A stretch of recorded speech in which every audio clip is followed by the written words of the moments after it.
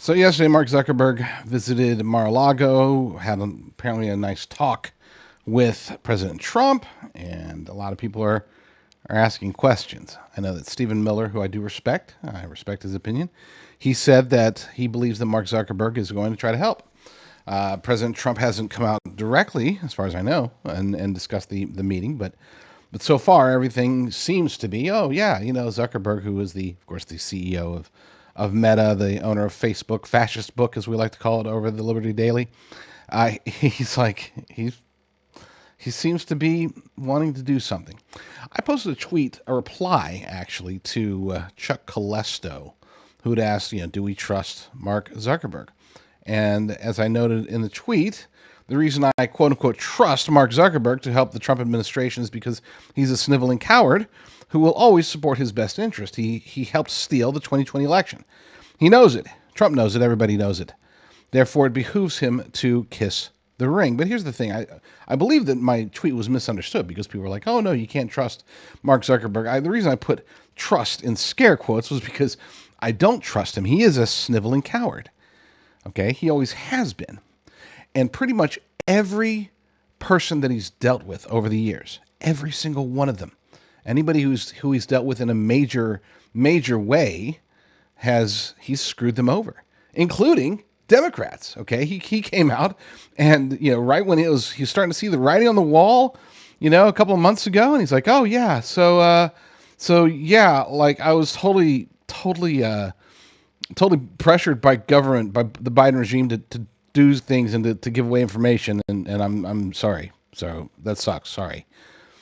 This guy, he will, he would sell out anybody he allegedly cares for. He only cares about himself.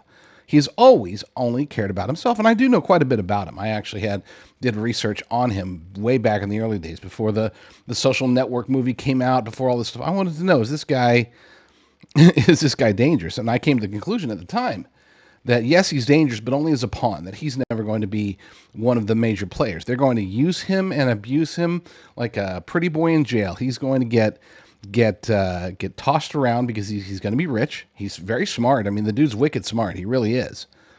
But he's a coward. He's an absolute coward.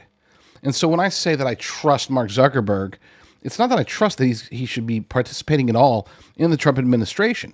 Should they use him? Absolutely. The dude's got power. The dude's got information, and you want him on your side. But you keep a thumb on him. You keep a close watch on him. And you expect, with a near certainty that at some point he's going to screw you over. If you deal with him, you're going to get screwed over in some way. That's who Mark Zuckerberg is. That's who he's always been. He's been relatively transparent about that fact, by the way. I mean, it's not like he even pretends to be loyal to anything other than himself. He is a power-hungry, and to call him a narcissist isn't quite accurate because the man is just so loaded with insecurity. He's one of the least secure billionaires out there. I mean, he makes pick your most awkward billionaire, and I would put Mark Zuckerberg up against any of them as far as being a total coward, completely insecure. He's a head case. So, to clarify my tweet, thinking that putting the word trust in scare quotes would be enough, apparently it's not.